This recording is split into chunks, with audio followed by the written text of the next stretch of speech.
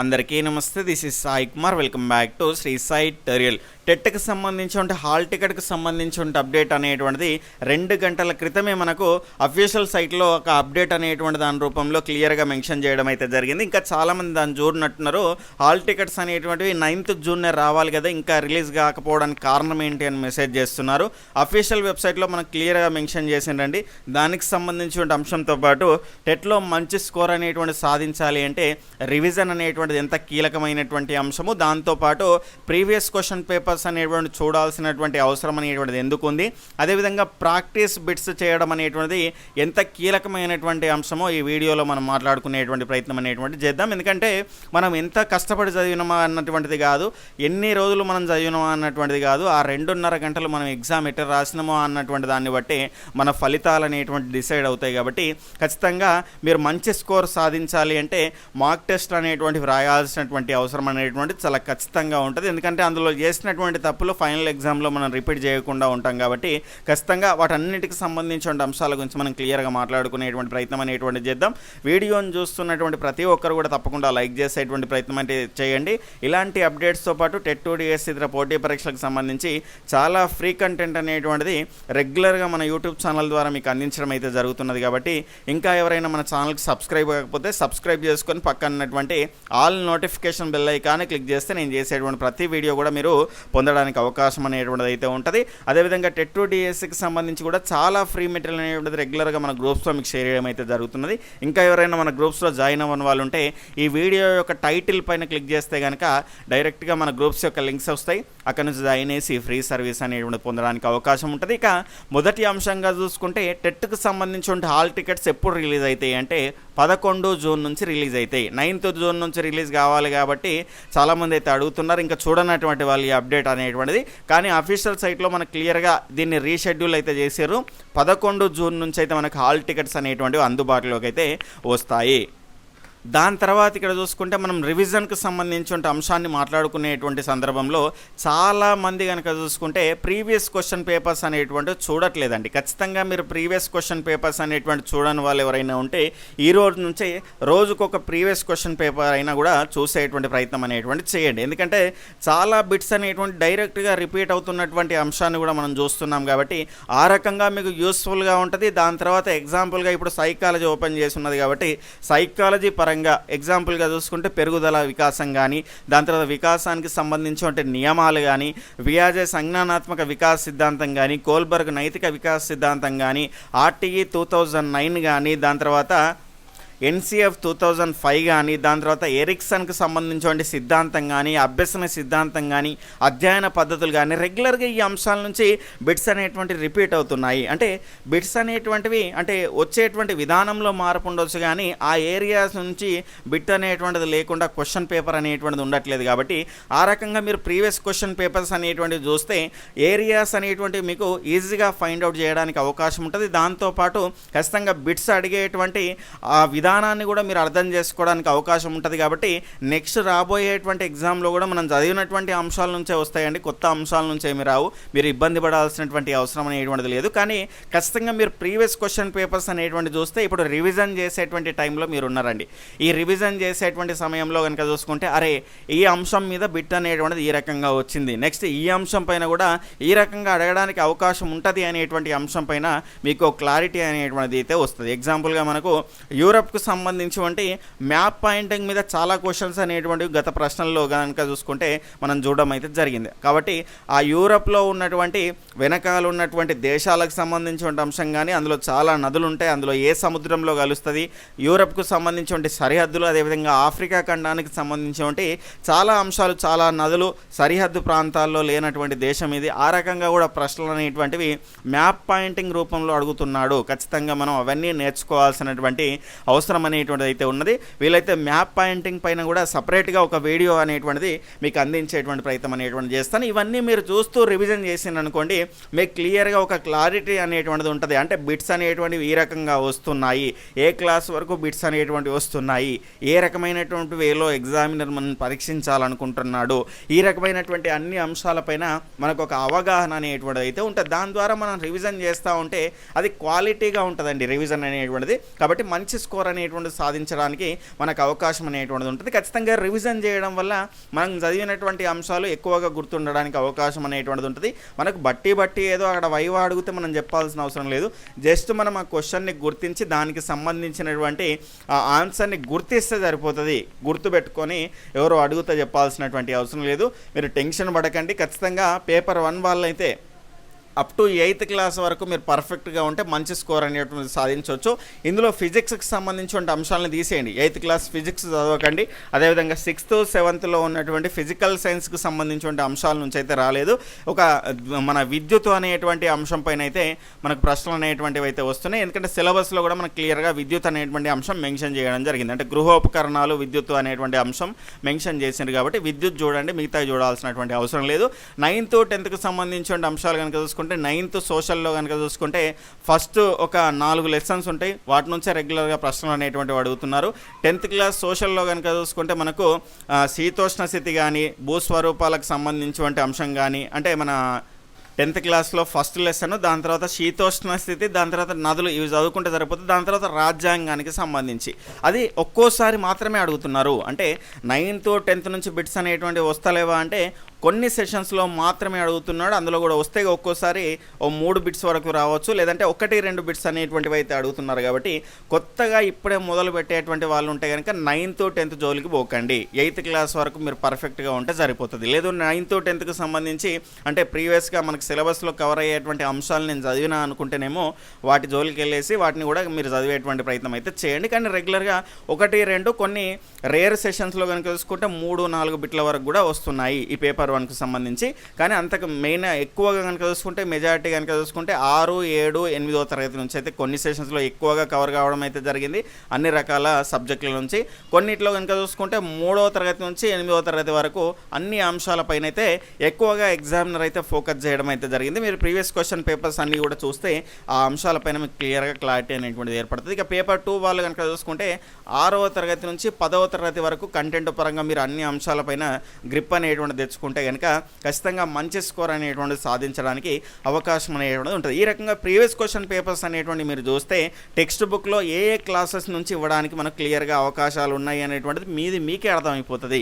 ఏ class నుంచి bits అనేటువంటివి వస్తున్నాయి, బిట్స్ అడిగేటువంటి విధానం, పాఠ్యాంశం యొక్క లోపల నుంచి అడుగుతున్నాడు. అంటే తెలుగు పరంగా చూసుకుంటే పాఠ్యాంశం లోపల ఉన్నటువంటి అంశాల నుంచి అడుగుతున్నారు. కవులకు సంబంధించిన బిరుదులపైన, కవులకు సంబంధించిన రచనలపైన, వెనకాల ఉన్నటువంటి పదజాలం పైన, అదేవిధంగా సోషల్ తీసుకుంటే పటాలపైన ప్రశ్నలు ఎట్లా అడుగుతున్నాడు.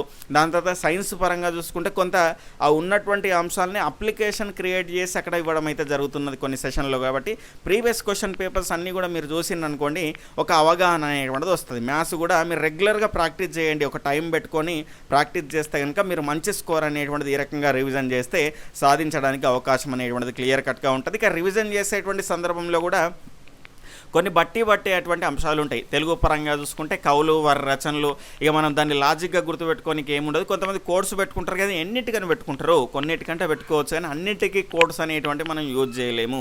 ఎక్కువసార్లు రివిజన్ చేస్తేనే మనకు ఖచ్చితంగా అవి గుర్తుంటాయి. వీలైతే రోజు చదవాలి ఈ రోజు నుంచి, ఎందుకంటే కవులు, వారి రచనలు, దాని తర్వాత కనుక చూసుకుంటే వెనకాల ఉన్నటువంటి పదజాలము, పదజాలానికి సంబంధించి అర్థాలు, పర్యాయ పదాలు, నానార్థాలు, ఉత్పత్తి అర్థాలు, ఇవన్నీ కూడా మీకు మన యాప్లో మీకు ఫ్రీగా ప్రతిదీ కూడా ఈ రకంగా హైలైట్ చేసి స్టార్ మార్క్ పెట్టి మరి మన యాప్లో ఫ్రీ మెటీరియల్ సెక్షన్లో మీకు అందుబాటులో ఉంచడం అయితే జరిగింది.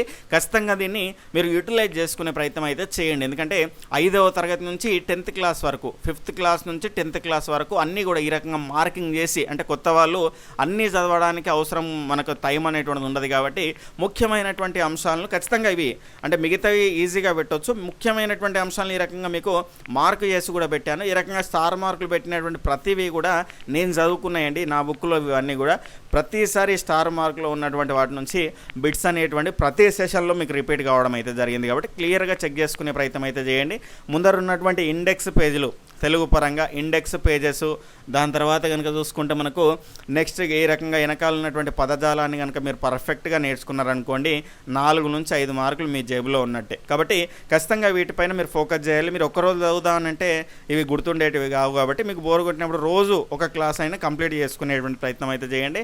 ఎక్కువసార్లు చదివితే గుర్తుండడానికి అవకాశం అనేటువంటిది ఉంటుంది. దాని తర్వాత టైటిల్ల పైన కూడా ఎవరు కూడా దీన్ని మెన్షన్ చేయలేదు. రెగ్యులర్గా మనమే మాట్లాడుతూ ఉంటాం ఈ టైటిల్ల పైన. ఈ మధ్య కొంతమంది దీనికి సంబంధించి అయితే మనకి టైటిల్స్ పైన కూడా కవర్ చేస్తూ ఉన్నటువంటి సందర్భాన్ని అయితే మనం చూస్తున్నాం. కాబట్టి ఇక్కడ చూసుకుంటే ఖచ్చితంగా మనకు మన ఈవీఎస్ కానీ, దాని తర్వాత ఇంగ్లీష్ కానీ, తెలుగు కానీ, ఆ టైటిల్ పేజెస్ అనేటువంటివి ఏ రకంగా ఉన్నాయో మీరు చెక్ చేసుకునే ప్రయత్నం అయితే చేయండి. తెలుగు పరంగా చూసుకుంటే 1 నుంచి 5వ తరగతి వరకు కనుక చూసుకుంటే మనకు జాబిలి అనేటువంటి సిరీస్తోనైతే మనకు ఈ పేరు అనేటువంటిది అయితే ఉంటుంది. 1వ తరగతి కనుక చూసుకుంటే జాబిలి 1, 2వ తరగతి జాబిలి 2, 3వ తరగతి జాబిలి 3, 5వ తరగతి జాబిలి 5.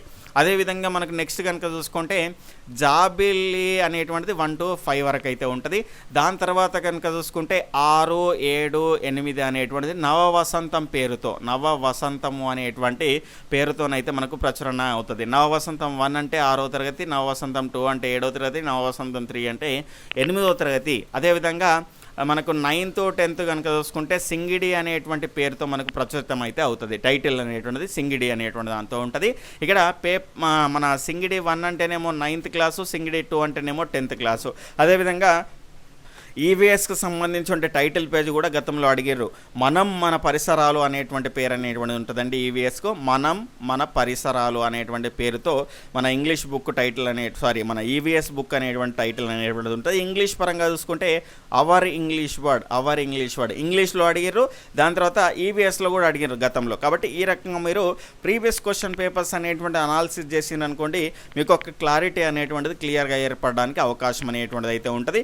ఇక సోషల్ పరంగా చూసుకుంటే మ్యాప్ పాయింటింగ్ పైన కూడా రెగ్యులర్గా ప్రశ్నలు అనేటువంటివి అడుగుతున్నారు. ఎగ్జాంపుల్గా మనం ఇక్కడ చూసుకుంటే ఇక్కడ నుంచి క్వశ్చన్ అనేటువంటిది పడ్డదనుకోండి, చాలామంది చేయరు. ఎందుకంటే ప్రతిసారి మీకు ఈ అంశాన్ని గురించి నేను చెప్తా ఉంటాను. మన క్లాసులు చూసినటువంటి వాళ్ళు ఎవరైనా ఉంటే మాత్రం ఖచ్చితంగా దీని నుంచి బిట్ వస్తే అస్సలు మిస్ చేయరు. ఎందుకంటే పేపర్ 2 వల్ల కనుక చూసుకుంటే ఇంత అంటే క్లియర్ కట్గా మనకి ఇంత లోతుకెళ్ళి కూడా అడగడానికి అవకాశం అనేటువంటిది ఉంటుంది. ఈ పటాన్ని కనుక మనం క్లియర్గా చూడొచ్చండి. మహాభారతంలో సూచించినటువంటి చుట్టూ నీటిచే ఆవరించుకున్నటువంటి ప్రపంచం. మహాభారతం పటానికి సంబంధించి మేరు పర్వతానికి ఉత్తరంగా ఉన్నటువంటి వాటికి సంబంధించనిది ఏది అని అడిగారు అనుకోండి, ఉత్తరంగా ఏమున్నది? ఇలావర్త, శ్వేతవర్ష నీల, హిరణ్య వర్ష శ్వేత, ఐరావత వర్ష శృంగ, దాని తర్వాత నెక్స్ట్ పాల సముద్రము, దాని తర్వాత ఈ రకంగా దక్షిణాన్ని ఏమున్నాయి? నిషాద, దాని తర్వాత హరివర్ష, హేముక్త లేదా కైలాసం, దాని తర్వాత హిమంత వర్ష హిమాలయ, భరత వర్ష, దాని తర్వాత లవణ సముద్రం.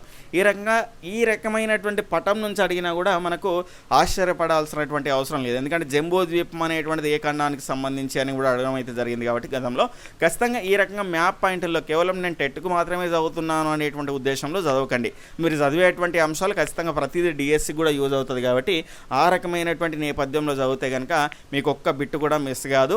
అదేవిధంగా మనకు భారతదేశానికి సంబంధించి కానీ, తెలంగాణ మ్యాప్కు సంబంధించి కానీ ఖచ్చితంగా నేర్చుకోండి. ఎందుకంటే మ్యాప్ పాయింటింగ్ పైన అయితే మనకు యూరప్, ఆఫ్రికా నుంచి కానీ, లేదంటే తెలంగాణ మ్యాప్ పాయింటింగ్ మీద కానీ, లేదంటే భారతదేశానికి సంబంధించిన మ్యాప్ పాయింటింగ్ పైన ఈ రకంగా మనకు నేను భోపాల్ వెళ్తున్నాను అంటే ముంబై నుంచి నేను భోపాల్ వెళ్తున్నాను, ఏ దిక్కునకు వెళ్తున్నాను, ఏ దిక్కు నుంచి బయలుదేరిండు, ఆ రకంగా మనకు ప్రశ్నలు అడిగేటువంటి అవకాశం అనేటువంటిది అయితే ఉంటుంది. దాని తర్వాత కొమరంభీం ఆసిఫాబాద్ జిల్లా నుంచి రాజన్న సిరిసిల్ల జిల్లాకి వెళ్ళాలనుకుంటున్నాడు, ఏ దిక్కు నుంచి బయలుదేరాలి, ఏ దిక్కునకు బయలుదేరాలి, ఈ రకంగా కూడా ప్రశ్నలు అడగడానికి అవకాశం ఉంటుంది. ఒక జిల్లా ఇచ్చేసి దానికి సంబంధించిన సరిహద్దు, లేదంటే మన రాష్ట్రాలకు సంబంధించి ఒక రాష్ట్రం ఇచ్చేసి అందులో ఏ జిల్లాలు అనేటువంటివి ఈ రకంగా కవర్ చేస్తున్నాయి, ఆ రకంగా కూడా మనకు ప్రశ్నలు అనేటువంటి రావడానికి అవకాశం ఉంటుంది. కాబట్టి తెలంగాణ మ్యాప్ పాయింటింగ్ కానీ, భారతదేశానికి సంబంధించిన మ్యాప్ పాయింటింగ్ కానీ, వరల్డ్ మ్యాప్కు సంబంధించి ఖండాలు అంటే ఉత్తరార్ధగోళంలో ఏముంటుంది, దక్షిణార్ధగోళంలో ఏముంటుంది, పూర్వార్ధగోళంలో ఏముంటుంది, వాటిపైన కూడా మీరు ఫోకస్ చేసేటువంటి ప్రయత్నం అనేది చేయండి. ఇది మ్యాప్ పాయింటింగ్కి సంబంధించినటువంటి అంశం. అదేవిధంగా ఇంగ్లీష్ పరంగా చాలామంది అయితే అడుగుతున్నారండి. ఇంగ్లీష్ పరంగా మంచి స్కోర్ సాధించాలంటే ఇక ఖచ్చితంగా మనం చదివినటువంటి అంశాలను రివిజన్ చేస్తూ ప్రాక్టీస్ అనేటువంటి చేయాలండి. ప్రీవియస్ క్వశ్చన్ పేపర్స్ అనేటువంటి కూడా ప్రాక్టీస్ చేయండి. ఖచ్చితంగా సార్తో కూడా ప్రీవియస్ క్వశ్చన్ పేపర్స్ అనేటువంటి ఎక్స్ప్లెనేషన్ అనేటువంటిది అందించేటువంటి ప్రయత్నం అనేటువంటి నేను చేస్తాను. రెగ్యులర్గా మీరు ఫాలో అవుతుండండి. ఖచ్చితంగా మంచి కంటెంట్ అనేటువంటిది రెగ్యులర్గా మన ఛానల్ ద్వారా మీకు అందించేటువంటి ప్రయత్నం అనేటువంటిది అయితే జరుగుతుంది. దాని తర్వాత కనుక చూసుకుంటే మ్యాథ్స్ అనేటువంటిది కనుక చూసుకుంటే రెగ్యులర్గా ప్రాక్టీస్ అనేటువంటి చేయాలి. ప్రతిసారి చెప్తున్నాను. ప్రీవియస్ క్వశ్చన్ పేపర్స్ అన్నీ కూడా మీరు ఒక టైం పెట్టుకోండి. ఆ టైంలో ఫాస్ట్గా నేను చేయాలి అనేటువంటి అంశం పైన మీరు రెగ్యులర్గా ప్రాక్టీస్ చేసారనుకోండి, ఆ రకంగా మీకు ఫాస్ట్నెస్ అనేటువంటిది పెరుగుతుంది. మనము తొందరగా చేయడానికి అవకాశం అనేటువంటిది అయితే ఉంటుంది. ఇది రివిజన్కి సంబంధించిన అంశం అండి. ఈ రకంగా ప్రతి సబ్జెక్ట్లో మీరు రివిజన్ అనేటువంటిది చేయాల్సినటువంటి అవసరం అనేటువంటిది అయితే ఉంటుంది. దాని తర్వాత ప్రాక్టీస్ బిట్స్ అండి. చాలా చక్కగా ప్రాక్టీస్ బిట్స్ అనేటువంటివి మన శ్రీ సాయి ట్యుటోరియల్ యాప్లో కనుక చూసుకుంటే కేవలం 99 రూపీస్కే పేపర్ 1, అదేవిధంగా పేపర్ 2 సోషల్ స్టడీస్కు సంబంధించినటువంటి ప్రాక్టీస్ టెస్ట్లు అనేటువంటి చాలా క్వాలిటీగా అందుబాటులో ఉంచడం అయితే జరిగింది.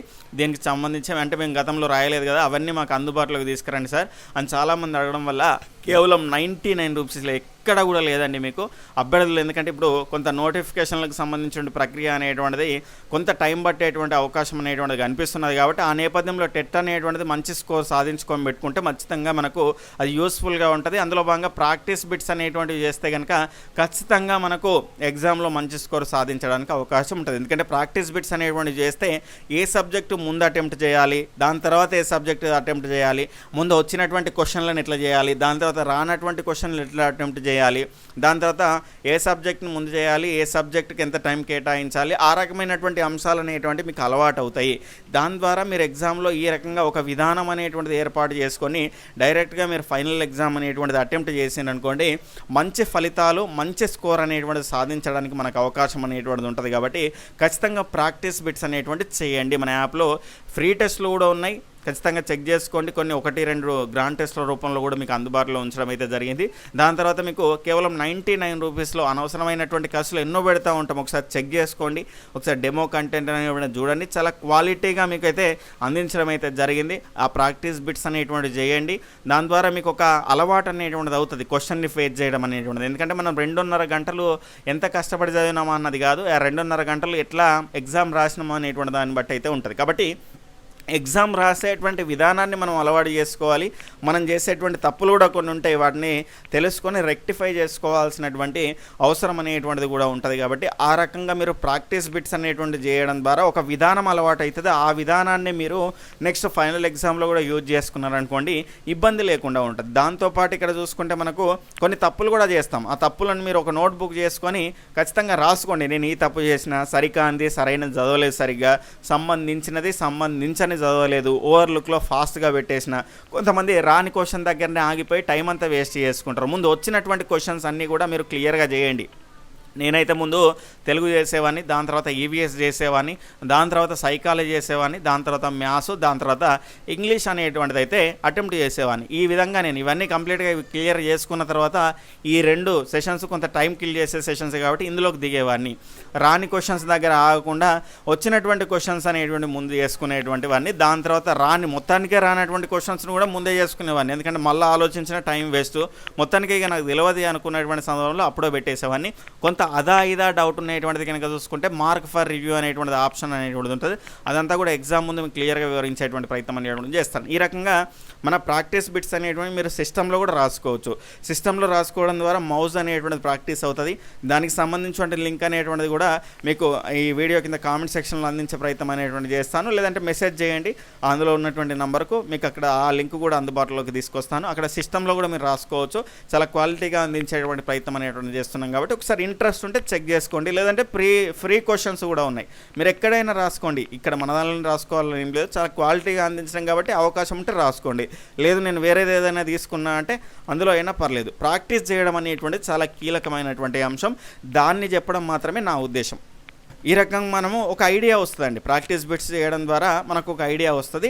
ఆ విధానాన్ని మనం ఫైనల్ ఎగ్జామ్లో అటెంప్ట్ చేసినాం అనుకోండి, దాని ద్వారా మంచి స్కోర్ అనేటువంటిది సాధించడానికి అవకాశం అనేటువంటిది ఉంటుంది. కాబట్టి ఇది మనం చెప్పాలనుకున్నటువంటి అంశం. ఖచ్చితంగా ఈ వీడియో అనేటువంటిది మీకు యూస్ఫుల్గా ఉన్నది అని నేనైతే అనుకుంటున్నాను. మీకు కూడా అట్లనే అనిపిస్తే కనుక ఖచ్చితంగా మీరు ఈ విధానాన్ని ఫాలో అయ్యేటువంటి ప్రయత్నం అనేటువంటిది చేయండి.